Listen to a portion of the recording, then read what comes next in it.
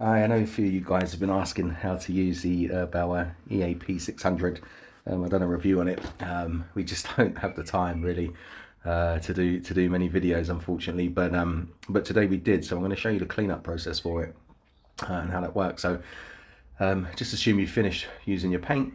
What you need to do then is get rid of the paint that's in the system. So what you just saw there was me putting the pump hose into a water bucket, and then the hose, the smaller hose that pumps out back into the paint, just to get rid of the paint that's in the system. I'm doing the same here with the gun. Now there's quite a bit of paint in there, so it's definitely worth doing this. What I would say though is try and turn it off before the water comes out, otherwise it can, especially on a bigger tins like this, over time it can water down your paint, which you really don't want, because that can of course cause runs. Once you've got it out of the system, then in your first bucket, so we've got two buckets here essentially in our paint, you just want to run it through with that essentially dirty water paint, and then we'll move over to our clean bucket. So we'll put our hose that draws into that clean bucket, which isn't anymore, and then we'll run it on pump mode, and that will just again just clean out the system.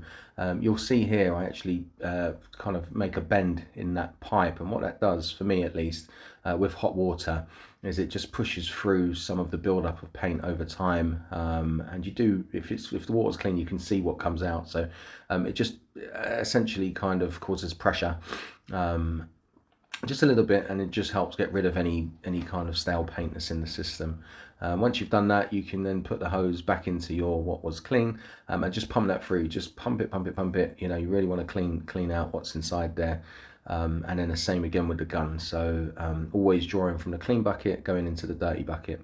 And then once you're kind of happy with that, what I tend to do is when I've got it on spray mode, is I allow the pressure to build up, and then just hit the nozzle a few times. Again, same thing, builds up pressure, gets rid of some of that built up paint. And then from there I'll take the guard off, I'll take the hood off, and I know some of you have been confused as to where your filters are. Of course, that's one of them. It's all hand tight and nice and easy.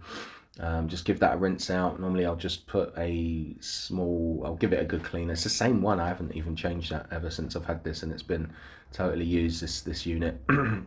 And sometimes I don't have it in at all, to be honest. And then once that's all done, you're happy, it's gone through, and it's clean-ish, then you want to get your tips clean. So the way you do that is you flip the tip, reverse it, give it a good spray. I do it in both directions, to be honest, and then unscrew that clip. Normally you want to again use a light brush and clean your tips as well, very, very gently. I haven't shown you it here, but that is a process I normally do. Get them, chuck them to one side, and then you're ready essentially to put your antifreeze in. And this is a smart point. This is why you know, it should be clean, but it doesn't have to be clean. I mean, I do this process more or less when I start painting. I always flush through some hot water anyway, and you clean this filter. This is the other filter as well. That all comes apart. You can see it all clips in. It's all nice and easy, straightforward, once you know how, of course. Give the pipes a good clean as well. Remember, hot water really helps. And this is just a regular antifreeze that I put in. So again, same process. You just put it in, set it to pump through. Once you start seeing the liquid come through, doesn't take very long, just stop it. I've turned the pressure down there as well. That just helps. Once that starts, we'll do the same with the gun. We'll then get the gun and run it through.